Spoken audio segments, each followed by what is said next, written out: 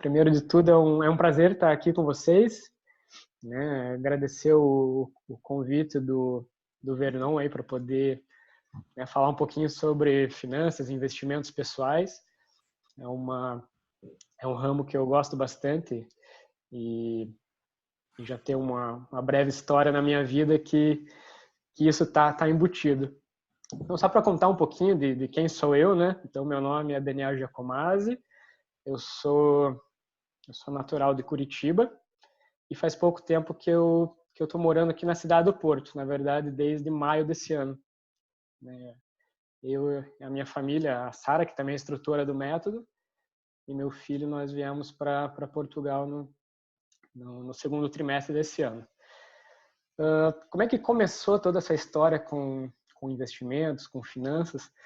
Então, o fato é verdadeiro, né? A maioria das pessoas, e comigo também não foi diferente, nas nossas casas, mesmo na escola, a gente acaba não aprendendo muita coisa sobre esse assunto, né?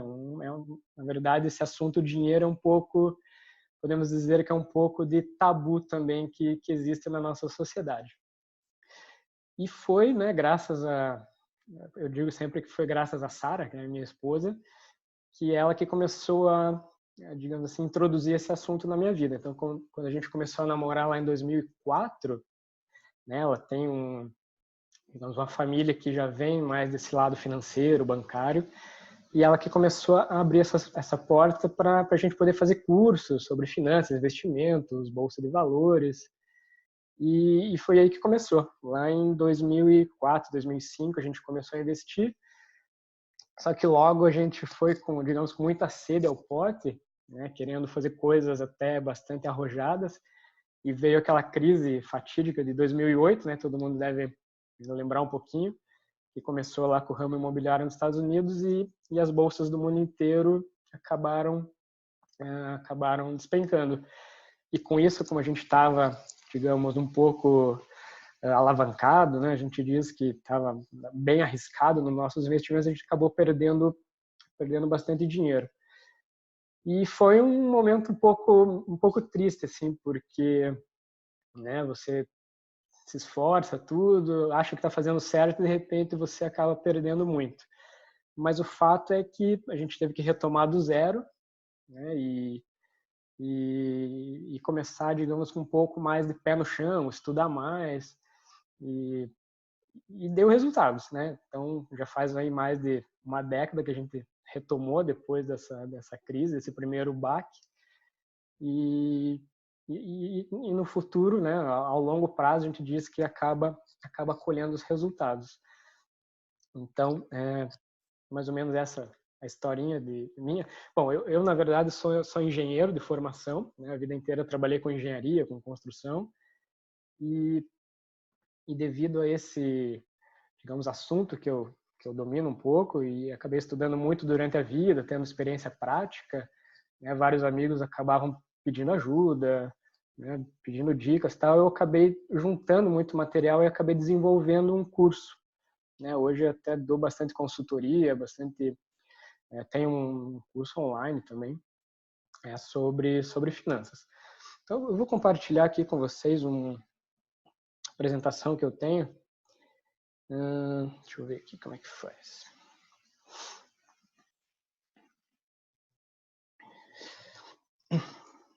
Só me digam aí se apareceu para vocês aí, Vernon? Então, beleza. Então, aqui, né, na verdade, eu criei um projeto chamado Projeto Vacas Gordas, que é de educação financeira. Então, é isso que eu estou fazendo hoje. Então, assim, gostaria que vocês refletissem um pouquinho, assim, com essa pergunta que eu coloquei aqui agora. O que é para vocês ter saúde financeira? Né? Para várias pessoas pode ter alguns significados diferentes, mas né, uma resposta bem clássica para essa pergunta seria, basicamente o seguinte: a gente tem que ter pelo menos três pilares aí para a gente considerar que a gente tem saúde financeira ou um equilíbrio financeiro na nossa vida. Bom, primeiro de tudo, né, a gente conseguir ter dinheiro para pagar nossas contas, né, obviamente.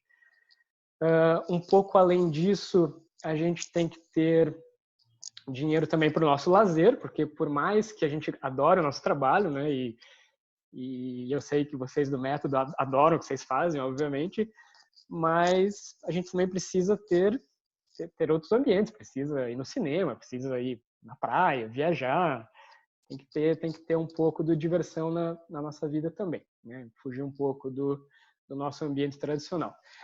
E além de tudo isso, é muito importante que ainda sobre, né, para a gente poder poupar e investir. Então, o conceito tradicional de saúde financeira seria isso: ter dinheiro para pagar as contas, ter dinheiro para o lazer e também sobrar um pouco para poder poupar e investir. Eu vou fazer agora para vocês 9 perguntas, né? E quero, se vocês quiserem anotar, é interessante para vocês poderem analisar como é que é a situação financeira hoje de vocês, mais no sentido de fazer uma reflexão. Então, vou começar fazendo perguntas mais básicas, né? Não precisam responder aqui, obviamente, pode responder mentalmente ou anotar. Então, a primeira de todas, a gente tem que saber se nós estamos livres de dívidas, né? Acho que é o começo de tudo. Claro que dentro disso pode existir uma dívida boa, uma dívida ruim. Dívida boa no sentido, tem uma prestação que está dentro do meu orçamento, foi feita, né, com um bom propósito, sei lá, uma prestação de um carro, de uma viagem, de uma casa. Mas também tem a dívida ruim, aquela dívida, por exemplo, quando você está com dívida do cartão de crédito, está no cheque especial ou está devendo para alguém, aí é um pouquinho mais complicado. Tá? A segunda pergunta é se hoje você ganha mais do que você gasta. Isso é uma pergunta importante. A terceira pergunta aqui é se hoje você consegue pagar suas contas com pelo menos 80% da sua renda. Ou seja, se sobraria, né, 20% para você, né, ter aquelas outras duas situações do lazer e da poupança. Outra pergunta bem interessante aqui é se hoje você tem, né, o famoso fundo de emergência, que seria basicamente aquele dinheiro guardado para, né, como o próprio nome já diz, caso aconteça alguma coisa, você fique, por exemplo, impedido de trabalhar por um período, ou, sei lá, fique doente, sei lá, bateu o carro, precisa consertar o carro.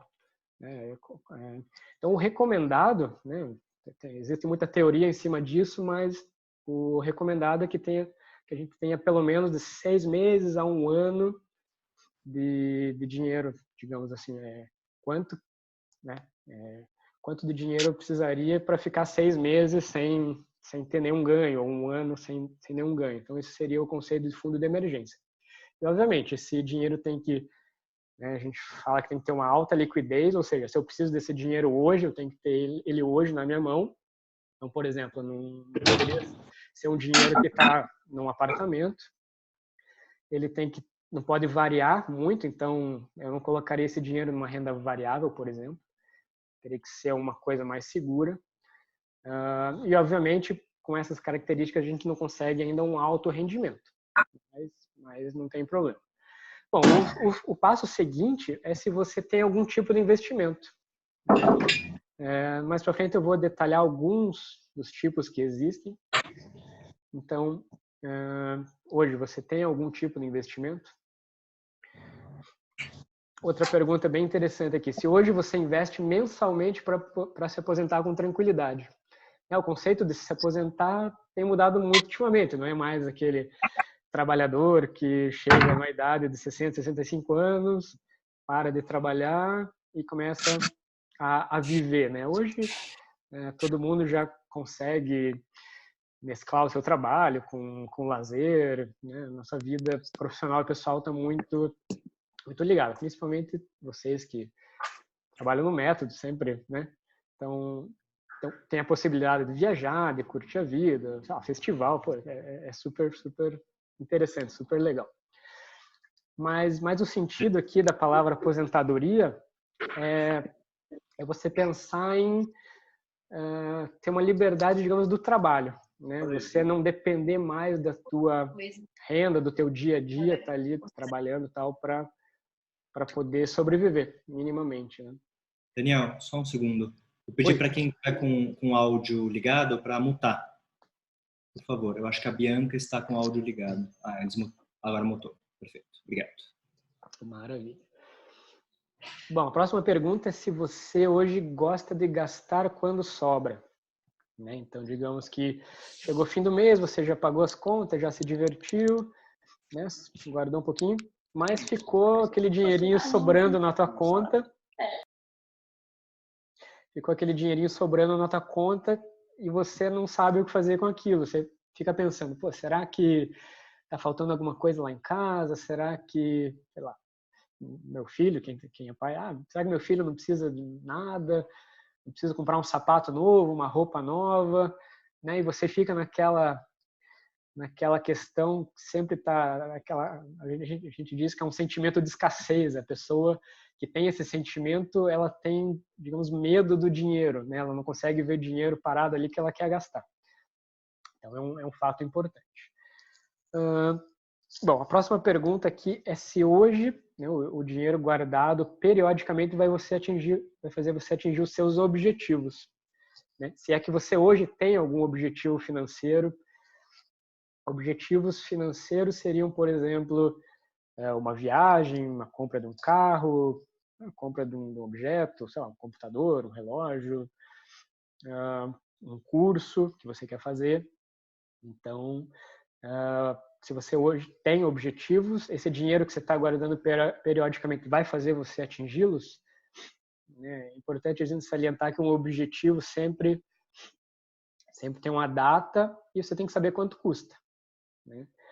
Então, isso é muito importante. E por último aqui, se você hoje sabe tomar a melhor decisão com relação aos seus investimentos, né? Vamos imaginar que, sei lá, por acaso você ganhe na loteria 1 milhão. Não, melhor, vamos dar um exemplo melhor. Você fechou, né? Todo mundo é empresário, aí você fechou um negócio de 500 mil reais, né? Você tem esse dinheiro na tua mão hoje. O que você faria com esse dinheiro? Colocaria tudo na poupança? Gastaria tudo? Colocaria tudo em ações de alguma empresa? Né? O que você faria hoje? Então, isso é importante a gente parar para refletir um pouco, né? Buscar um pouco de conhecimento nesse quesito.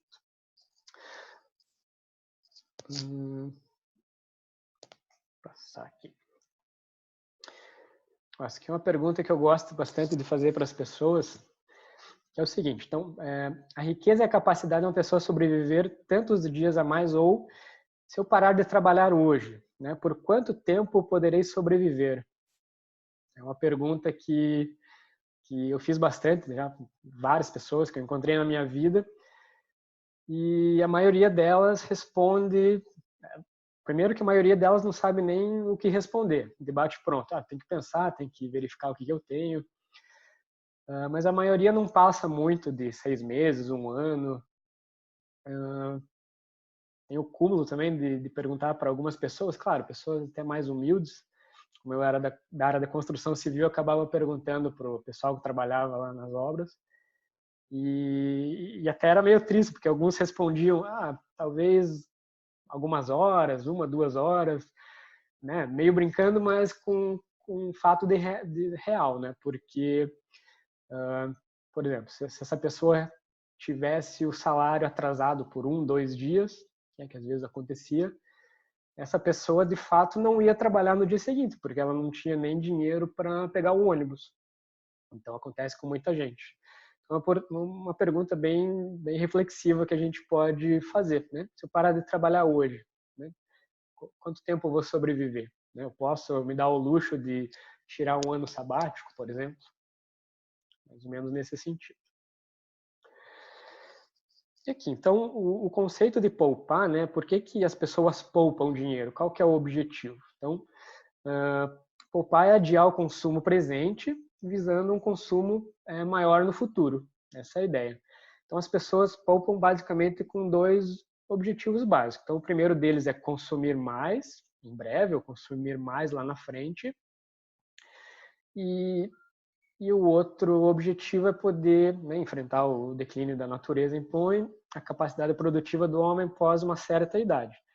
Ou seja, na teoria, na prática também, a gente vai ficando mais velho e vai perdendo um pouco das nossas capacidades, ou vai ficando mais cansado e tal.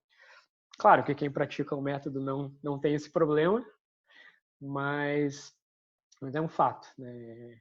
A pessoa, historicamente, as pessoas chegam numa data limite ali, sei lá, 50, 60 anos, chegam no auge ali de ganhar, depois elas acabam tendo um declínio natural. Para a maioria das pessoas funciona assim. E, bom, isso me remete àquele estudo bem famoso que teve no final da década de 60, 70, da Universidade de Stanford. Acho que todos já devem ter visto, onde eles colocavam as crianças dentro de uma sala e davam um marshmallow para elas. Teve com outros doces também, mas o mais famoso é do marshmallow. E o pesquisador falava para ela, você pode comer esse marshmallow agora e não vai ganhar mais nada, ou aguardar, né, alguns minutos, eu vou voltar para a sala e vou te dar um se você não tiver comido esse marshmallow. E tinha as mais diversas reações dentro dessa sala, né? Crianças que comiam imediatamente, crianças que conseguiam, de fato, aguardar, crianças que no último minuto não se aguentavam, iam lá e comiam. E é natural do ser humano, né? Querer o consumo imediato. Então, esse é normal das pessoas. E mais tarde, eles acabaram pegando essas crianças que depois já eram adultas e refizeram uma pesquisa para ver como é que elas estavam e acabaram concluindo que as crianças que aguardavam uma recompensa, né, maior no futuro, elas acabaram tiravam notas maiores nos exames, e no futuro ainda mais adultas acabavam sendo realmente mais ricas, né? Porque esse é basicamente o conceito de você investir e o conceito do juros sobre juros, né? Você aguardar aquele dinheiro trabalhar para você, né? E de fato ele cresce exponencialmente se você tiver toda essa disciplina, essa paciência. Eu vou falar um pouquinho mais sobre isso na sequência. Então aqui, só explicar um pouquinho para vocês sobre, né, qual que é o mecanismo aqui do planejamento financeiro, o que a gente tem que ter como base para começar um planejamento financeiro qualquer. Então, primeiro de tudo, né, temos que ter metas e objetivos, porque talvez esse seja o fato que vai fazer com que nós sejamos motivados, tenhamos motivação, porque guardar dinheiro por guardar simplesmente não faz sentido nenhum. Então, você pode, de fato, ter o objetivo de ter um montão lá na frente que vai fazer o dinheiro trabalhar para você e você não precise mais trabalhar pelo dinheiro. Você pode ter, claro, metas mais curtas, como eu citei anteriormente. Quero viajar para a China, quero ir para a Olimpíadas do Japão, né, em julho de 2020. Então, isso pode ser um objetivo, né? Vou gastar para isso, sei lá, 20 mil reais. Então, você vai fazer um exercício de o que eu preciso economizar mês a mês para poder chegar lá e o mais correto de tudo seria pagar essa viagem à vista. Além de nós termos os objetivos, que vão ser a nossa cenoura ali é o que vai fazer de fato a gente levantar todo dia e poder ir trabalhar Dan, Oi? desculpa, um minutinho só. Parece que Claro, tem gente claro. que quer entrar. Você consegue liberar a entrada na sala para quem pediu aí? Deixa eu ver como é que eu faço isso. Eu acho que você nem precisa sair da tua tela.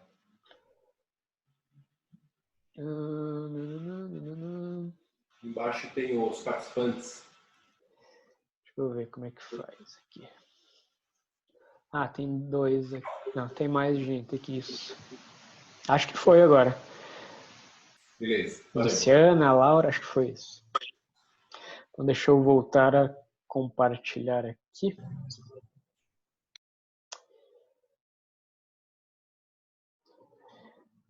Que agora me perdi aqui. Não, mas está compartilhando aí ou não? Está. Então beleza. Achei que eu tinha saído, mas tá aqui. Obrigado. Então, eu estava falando aqui na questão do planejamento financeiro. Então, nós temos que ter, né, as metas que vai ser o que vai dar motivação para a gente. A questão do controle financeiro, aí vai de pessoa para pessoa. Eu particularmente gosto de fazer o meu controle, por ser engenheiro, até numa simples planilha Excel. Mas você pode, tem gente que eu conheço que gosta de fazer na mão, mas a maioria das pessoas hoje em dia já usa um aplicativo, por exemplo, dos bancos, que é muito simples, ou outro qualquer. Mas o importante é que seja uma coisa simples, o importante é que seja uma coisa que você faça periodicamente, para não acumular muito trabalho. Então, eu, por exemplo, gosto de sábado de manhã acordar, né, abro minha planilha e jogo ali tudo que eu gastei na semana, tudo que eu ganhei, faço um balanço, né, dos meus investimentos ali, acabo tendo uma foto, digamos assim, do como é que está o meu patrimônio. Né? Então, eu gosto ali uma vez por semana, ali 5 minutinhos eu resolvo a minha vida, não precisa demorar mais do que isso. Mas o importante é ter esse controle, porque com isso você tem uma real noção do que você está gastando, o que está entrando. Tem muita gente que não sabe nem quanto ganha, né? Só para você ter uma noção. Mas é importante, a gente acaba tendo vários... Opa, acho que tem mais gente aqui. Acaba tendo vários insights sobre os seus gastos. Você consegue ver o que você pode gastar, o que você pode cortar, né? A gente chama dos gastos fantasma e tal. Isso é bastante interessante, todo mundo ter um controle financeiro. Eu que sou da área de engenharia, a gente costuma dizer que o que não é medido não pode ser melhorado. Isso é um fato. O que são gastos fantasmas? Muito comum isso quando, por exemplo, a gente gasta com dinheiro vivo. Então, imagine você vai lá no caixa eletrônico, pegou lá, sei lá, R$50, aí você vai lá na banquinha, compra uma revista, um chicletes, vai lá na padaria, compra um pão, e no fim das contas, você chegou o fim do mês, você não sabe para onde foi esse dinheiro. Né? Você acabou não fazendo essa anotação. Pô, tinha 50 lá, saquei, mas nem sei onde é que eu gastei. Então, a gente chama que são os pequenos gastos, que acabam, no fim das contas, fazendo bastante diferença. Lá, todo dia eu vou, né, depois do almoço, comprar um chocolatinho. Então, chega o fim do mês, gastei 50 em chocolate. Podia, né, ter poupado a minha saúde e meu dinheiro também. Né, só um exemplo. Ficou claro? Entendi. Obrigada. Imagina, que isso. E no fim das contas, eu acho que o grande segredo para tudo, né, principalmente é questão de hábito, né? Você ter o hábito de ter os objetivos, ter o hábito de controlar financeiramente, ter o hábito de poupar, de investir. E acho que esse é o grande segredo, né? Mês a mês a gente separar um montinho, né?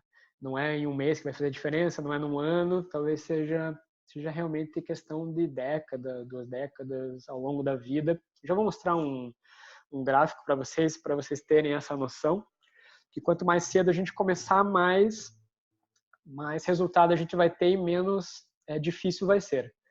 Mas o grande segredo, por que ninguém conhece, é porque nós não temos esse hábito. Para tudo, né? O hábito, né, de comer comida saudável, o hábito de se exercitar, né? Imagina o resultado de tudo isso ao longo de vários anos. É fantástico, para tudo. Guardar, investir dinheiro é a mesma coisa. Então aqui, aumentar a coluna de ativos é um jogo de atitude que exige garra, paciência e resistência ante ao fracasso. É basicamente a questão do hábito, da disciplina que eu falei anteriormente. Porque fatalmente, a partir do momento que você já sai um pouco do investimento tradicional, ali só da renda fixa, tal, né, você já formou aquele teu fundo de emergência, você já começa a se arriscar um pouquinho mais, né? Conheço várias pessoas do método que gostam de criptomoedas, tal. As ações, né, também são muito famosas assim por ser da renda variável. você tem que ter uma resistência ao fracasso, porque fatalmente o preço vai oscilar muito e você não pode se deixar, né, seguir pela emoção, né? Costuma dizer que as pessoas que mais ganham na bolsa são aquelas que provavelmente ou esqueceram a senha lá de onde tem a conta e foram ver muitos anos depois, ou receberam de herança, ou não é aquela pessoa que fica olhando todo dia o que está acontecendo, que ele sobe e desce, porque ela fica muito emocionada. Quando a gente tem uma estratégia, principalmente de longo prazo, você pode usar essas oscilações que acontecem na bolsa, nos rendimentos de renda variável a seu favor.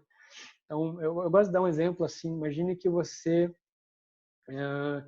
tem um produto que você gosta muito, né? Imagine que, sei lá, você quer comprar o iPhone tal. E esse iPhone custa lá R$ 5.000 na loja. E por algum motivo, você um dia estava passando lá no shopping e aquele mesmo iPhone estava custando a metade, estava custando R$ 2.500. Aí, pô, aquele produto que eu gosto, que eu ia comprar já de qualquer forma, agora está mais barato. Pô, vou comprar, né? Então, é mais ou menos isso que a gente tem que pensar com os nossos investimentos. Então, né, voltando para o mundo sei lá, da bolsa. Imagine que uma ação de uma empresa que você goste, né, tá num determinado preço e por algum motivo acontece uma crise, né? O Brasil é campeão nisso. Sempre tem uma greve dos caminhoneiros, uma barragem que cai, um impeachment, e essa ação, porque as pessoas ficam apavoradas com a situação, começam a vender e cai. Mas você sabe, né, se você for inteligente, você vai aproveitar esse momento para comprar mais, porque é um produto que você gosta, uma empresa que você já tem no seu portfólio, já compra porque você gosta dela no longo prazo, não é uma situação pontual ali de, né, uma greve dos caminhoneiros, por exemplo, que vai fazer uma Petrobras ir à falência, né? Não é o caso. E é um caso muito típico, porque essa ação, por exemplo, estava custando, antes da greve dos caminhoneiros, se não me engano, algo perto de R$ 30, e poucos dias depois da greve estava custando metade, estava custando menos de R$ 15. E quem soube aproveitar isso em poucos meses ali acabou lucrando 100%. A gente chama até esse efeito de efeito manada, né? É um efeito de psicologia em massa, né? Todo mundo começa a ler notícia, ficar apavorado e vendo. Então, se a gente tiver inteligência financeira e souber aproveitar esses momentos, a gente pode, né, ter muito resultado positivo. Vou explicar para vocês agora quais que são basicamente as 4 fases financeiras dentro da vida de uma pessoa, de qualquer pessoa.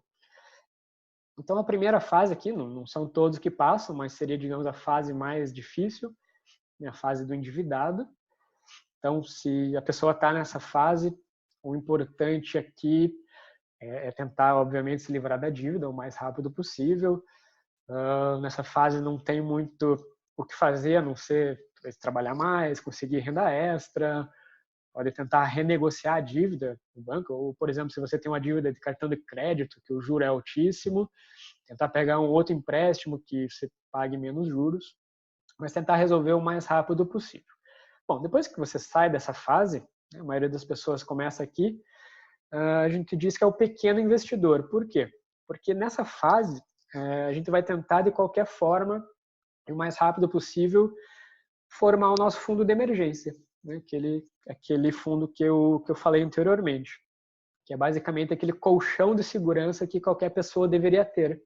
Né? Como o próprio nome diz, se acontecer algum problema, né, tem uma reservinha. Né? Então, tem que ser um dinheiro que esteja disponível, curto prazo, não muito arriscado. Depois que você já tem esse fundo de emergência formado, você já se possibilita, né, passar para alguns investimentos mais especulativos, mais arriscados, digamos assim. Então você já entra dentro da fase do investidor, que é a fase onde você vai buscar, principalmente no longo prazo, fazer aqueles aportes periódicos. Você, nessa fase, vai ter que ter muita disciplina, muita garra, né, ante o fracasso. Então vai ter que ter um controle emocional muito forte. mas é muito importante. Isso aqui pode levar realmente muitos anos e muitas décadas. Né, talvez o objetivo principal do todo mundo que estuda finanças ou se interessa por essa área é chegar nessa fase, né, a quarta fase, que é a da liberdade financeira. Né, até esse nome, o mais correto seria talvez a liberdade do trabalho, né, que é basicamente onde trabalhar vai ser opcional. Você vai trabalhar porque você gosta e não porque você precisa. Mas principalmente nessa última fase, claro que nas outras também, é importante você tomar alguns cuidados para não retroceder. Né? Existem vários casos bem famosos assim de pessoas que de fato chegaram nessa fase, acabaram, né, não tendo inteligência financeira e voltaram tudo. Isso é muito comum, por exemplo, em desportistas que acabam ganhando muito dinheiro muito rapidamente, pessoas que ganham na loteria, é muito fácil ela voltar até a fase do endividado, né? Ela acaba gastando, digamos, com passivo só, né? E emprestando, querendo ajudar muita gente, e acaba voltando em tudo. Então é importante a gente ter um controle muito grande para poder ficar tranquilo o resto da vida. Ó, aqui é um gráfico bem legal, que é o seguinte, ó. Então, aqui, ó, se você odeia risco e preocupação, aquela pessoa, pô, bolsa não é para mim, que, né, não gosta de arriscar muito e tal. Então, o que eu te digo é que você tem que começar cedo, né? Porque tem uma grande diferença entre as pessoas que começam a poupar e investir aos 20 anos e aos 30, 40, 50, 60, né? Ou zero, né? Quem teve a sorte de ter os pais já fazendo uma poupança quando nasceu, é mais ou menos o seguinte. Então, esse gráfico ele quer dizer o seguinte. Então, para você conseguir, né, hipoteticamente aqui, ter R$1 milhão aos 65 anos, aqui eu estou colocando uma referência de uma rentabilidade de 8% acima da inflação, que, né, claro, não é na renda fixa só que a gente vai conseguir isso, mas é plenamente possível. Você teria que poupar aqui em reais por dia, né? Se você começar aos 20, todos os dias da sua vida, R$7, né? Aos 65 anos você vai ter 1 milhão. Se você começar aos 30 anos, esse número já tem que ser R$16 por dia. Se você começar aos 40, já passa a ser 37 por dia, né? Aos 50, R$101, aos 60, que daí já está quase lá, todo dia você teria que poupar e investir R$467. Então você vê que realmente é uma curva exponencial. E se você começar ao zero, né, eu comentei ali, esse número provavelmente vai ser algo entre, sei lá, R$1, R$2 todos os dias da sua vida, R$1, R$2, até os 65 anos, você seria milionário, simples assim. Mas o grande segredo, como falei antes ali, é disciplina, né? Quem que a gente conhece que consegue fazer isso? Tem muita gente que consegue, mas com certeza não é a maioria. São poucas pessoas que têm essa consciência de começar muito cedo, né? Com 20 anos ou menos, de despertar esse olhar aos 30 anos, aos 40 ainda, né?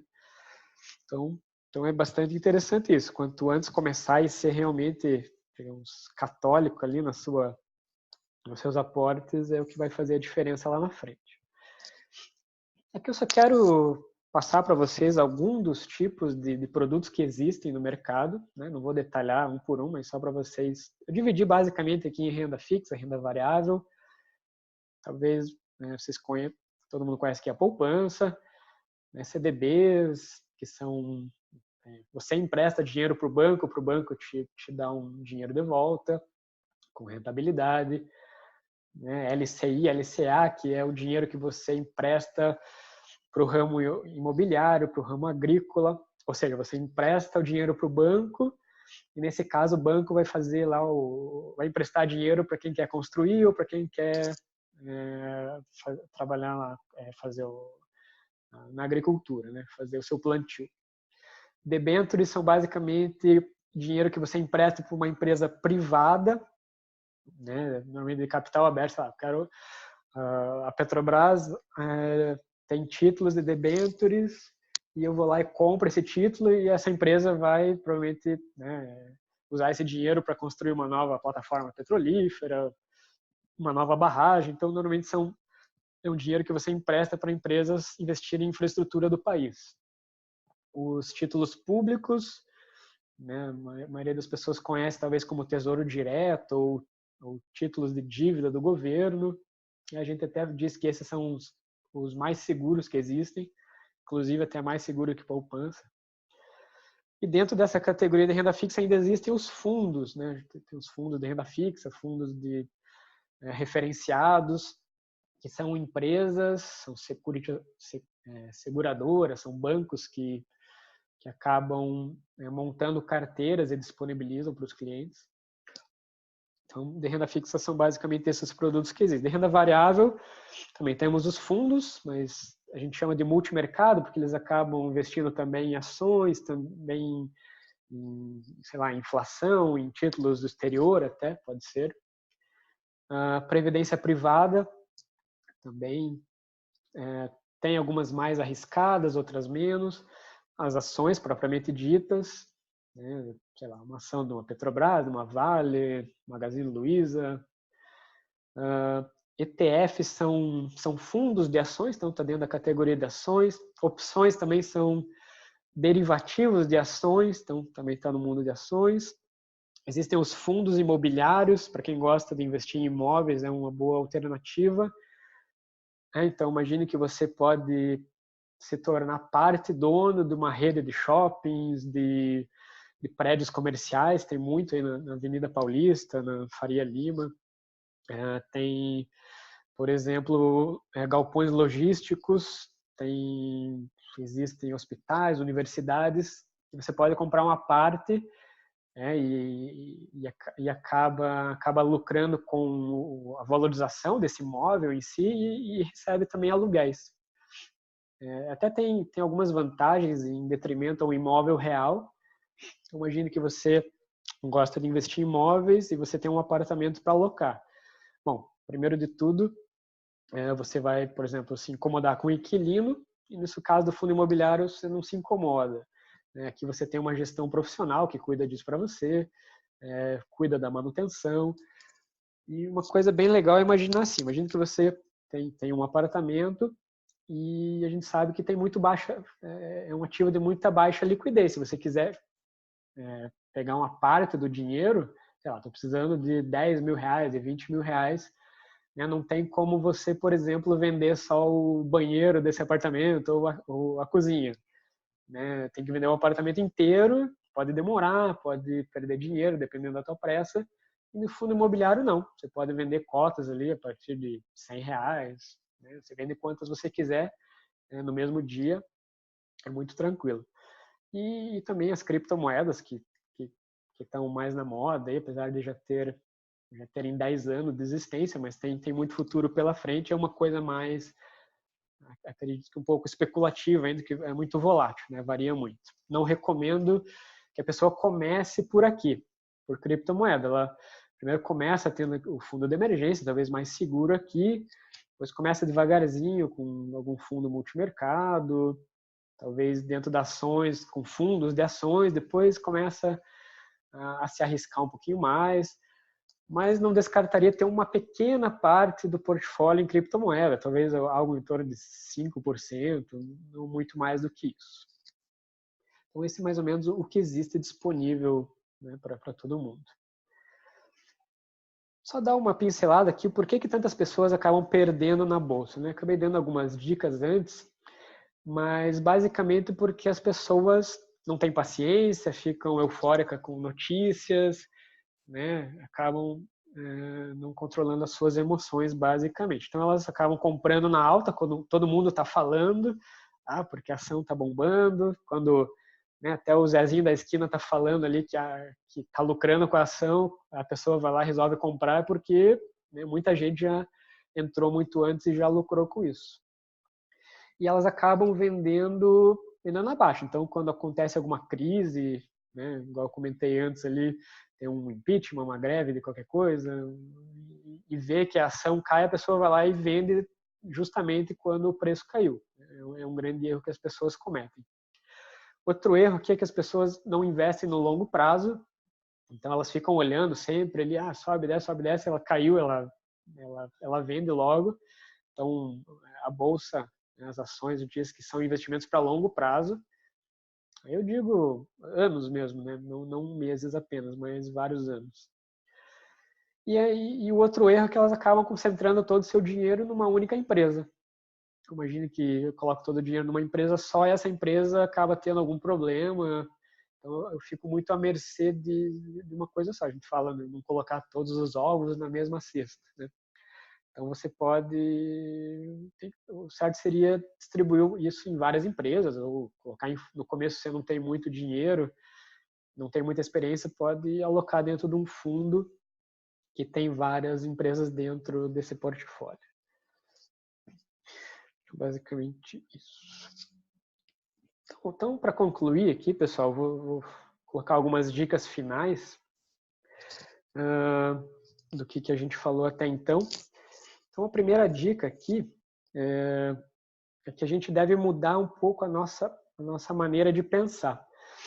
Né? Para quem já leu, principalmente esses 2 livros que são bem famosos, né, no mundo das finanças e investimentos, que é o Pai Rico, Pai Pobre, Os Segredos da Mente Milionária, eles dão um exemplo que é o seguinte, né? Você não deve pensar que você não consegue comprar algo. Você tem que pensar, por exemplo, né, o que eu posso fazer para comprar algo. Né? Ou outro exemplo, não preciso escolher entre uma coisa ou outra. Né? Eu posso, por exemplo, escolher as duas. Né? A minha mãe costumava brincar comigo, ela perguntava, você prefere ser um pobre doente ou um rico com saúde? Obviamente, um rico com saúde. Então, a gente sempre deve pensar em ter todas as coisas, mas, claro, de maneira planejada e com aquele sentimento de riqueza, não de escassez. A segunda dica aqui é que os ricos não trabalham pelo dinheiro. Né? Isso é muito verdade. Se você é aquela pessoa que pensa em entrar numa profissão só porque ela dá muito dinheiro, você com certeza não vai dar certo. Isso é muito legal, por exemplo, para quem está começando em alguma carreira ou né, tá ainda naquela fase de estágio e tal, você querer trabalhar com um profissional que é muito bom na área ou numa empresa que é muito boa, porque você vai aprender, não porque você vai ganhar dinheiro que aquela empresa está pagando bem. Então, isso é bastante interessante. Bom, outra dica aqui é que você tem que conhecer a diferença entre um ativo e um passivo e comprar ativos. Isso é basicamente a ideia principal lá do livro Pai Rico, Pai Pobre. Então, aqui muitas pessoas pensam, por exemplo, que um automóvel é um ativo. Na verdade, muito pelo contrário, um automóvel é um baita de um passivo, porque você tem despesas todo mês. Gasolina, estacionamento, né, mecânico, a própria depreciação. Ou, por exemplo, um imóvel, né, aí vai depender, se você mora nele, ele é um passivo, porque você tem conta ali de água, luz, telefone, condomínio. Já se você aluga esse imóvel, ele é um ativo, você está recebendo os aluguéis. Né? Exemplos de ativos são todos aqueles que eu mostrei ali, de renda fixa, renda variável. Então, isso que a gente tem que procurar ter na nossa vida, né? Comprar ativos. E aqui, inteligência financeira é simplesmente ter mais opções. Então, se você é uma pessoa que não conhece nada de investimentos, não sabe nada além, por exemplo, de poupança ou de sistemas de negócios, né, não conhece nada da bolsa, você não vai entrar nisso. Então, isso não passa a ser uma opção para o seu universo, você não vai querer entrar nisso, porque você simplesmente não conhece. Então, a partir do momento que você tem mais conhecimento, conhece mais produtos, você pode ver se aquilo encaixa para você, se faz sentido e você começa a investir. Basicamente é assim. Esse conceito também é bastante popular, bastante conhecido, que é pague a você em primeiro lugar. Então, aquele fato de nós, talvez um dos grandes segredos de termos disciplina é aquela aporte constante. Então, você pode programar, né, essa tua conta da aposentadoria, dos teus objetivos, como se fosse realmente uma conta que você paga todo mês, uma conta de luz, uma conta de água, de condomínio, né, você separa aquele montante, que seja 10% do que você recebe, né, então já fica, digamos, sagrado ali todos os meses. Aqui, ó, os seus rendimentos crescem na medida em que você cresce, né? Então, para você ganhar mais, você tem que você mesmo crescer, né? Fazer você ter mais conhecimento, fazer mais cursos. É basicamente assim que funciona. A partir do momento que você tem mais conhecimento, as pessoas valorizam isso e acabam te pagando mais por isso. Então, você vai ganhar mais naturalmente. E por fim aqui, né, a sua razão ou motivação de enriquecer ou fazer sucesso é crucial, né? É o que a gente comentou bastante nos slides anteriores, né? Esse talvez seja o principal motivo, porque guardar dinheiro por guardar não faz sentido nenhum. Por que eu quero isso? O que eu quero atingir lá na frente? Esse talvez seja o grande segredo dos ricos, é realmente esse esforço que eles fazem ao longo de um tempo para poder adquirir um bem, né? Não que os ricos não adquiram artigos de luxo, até adquirem, mas eles fazem isso como recompensa de todo um trabalho que tiveram durante um período de tempo. Então é bem interessante. Bom, aqui eu vou deixar para vocês o meu contato aqui no LinkedIn, Daniel Giacomazzi, que tem o meu WhatsApp, se quiserem anotar. Até vocês podem depois me mandar uma mensagem, eu vou compartilhar com vocês essa apresentação para vocês terem. Né? Me manda no WhatsApp, ou eu não coloquei meu e-mail aqui, mas é fácil, é danielgiacomazzi@gmail.com. Pode ser também. Tem todas as informações no meu site também, do projeto vacasgordas.com. Gostaria de agradecer bastante o Vernon por ter aberto essa oportunidade. A gente já vem conversando há algum tempo, até adiamos essa palestra, não teve muita compatibilidade de tempo, mas muito grato ao Vernon aí por ter aberto essa porta.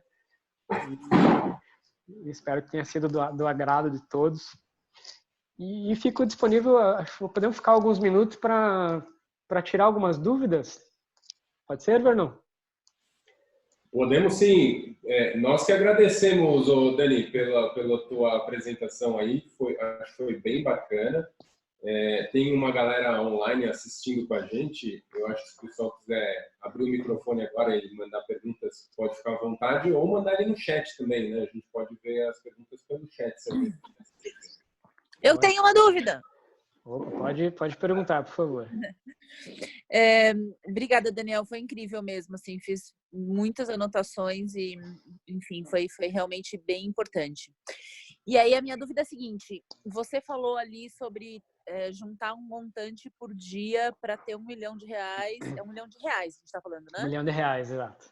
Aos 65 anos. Tá, mas assim, onde eu coloco essa grana para ter R$1 milhão aos 65?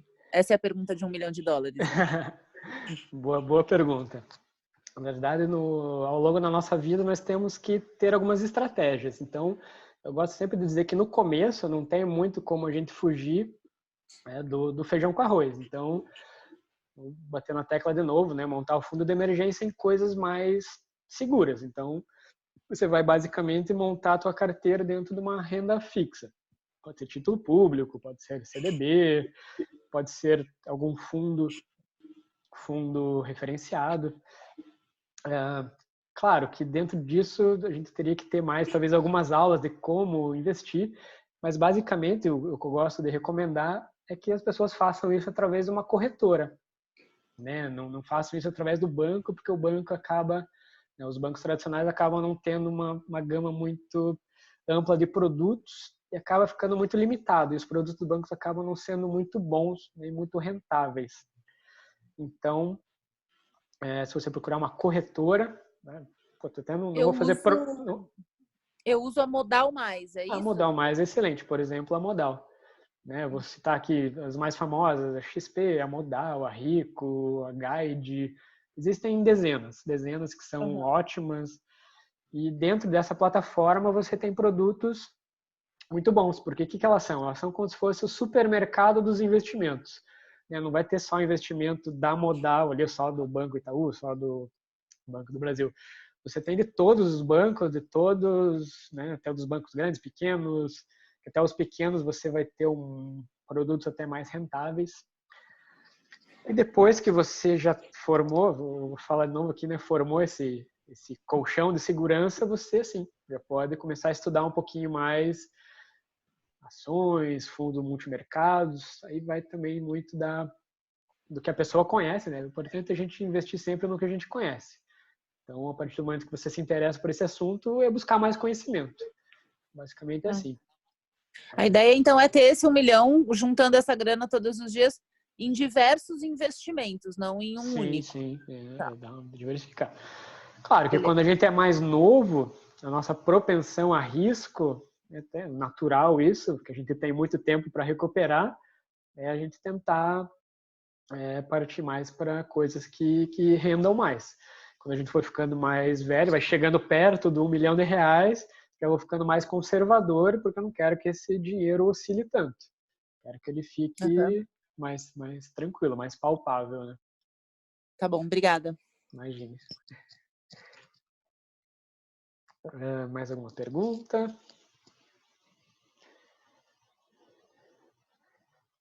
Tranquilo. Vernon, tem alguma pergunta aí da turma? Cara, acho que não temos nenhuma pergunta aqui, mas eu acho que foi uma boa conversa e eu queria poder compartilhar depois esse bate-papo com os colegas os demais instrutores, né, da rede como um todo. No bate-papo, acho que não tem nenhuma pergunta, não. Acho que podemos encerrar, cara, e aí enviamos a gravação para os que não puderam estar aqui ao vivo. Com certeza, te mando na sequência aí. Show de bola. Então tá, Dani, novamente... muito obrigado aí, cara, pela tua fala, pela tua apresentação. Eu sei que você está à disposição aí para quem quiser mais informações, para quem quiser até receber uma proposta do teu trabalho, né?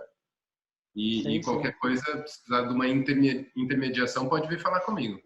Com certeza. Então tá. Novamente, muito obrigado. A Elô obrigado. vai falar alguma coisa ou não? A Elô veio pertinho, ela ia falar alguma coisa. Muito obrigada. Imagine. Obrigado vocês pelo tempo disponível. Espero que tenham aprendido alguma coisa. Com certeza. Plantado uma sementinha lá do despertar para vocês aí, para esse outro mundo aí, tá bom? Sem dúvida, Dan. Então, forte abraço, amigo. Forte abraço. Obrigado a todos aí. Bom resto do dia, bom resto da semana e qualquer coisa eu estou à disposição no WhatsApp, no e-mail, tá bom? Obrigada. Obrigado. Forte abraço a todos.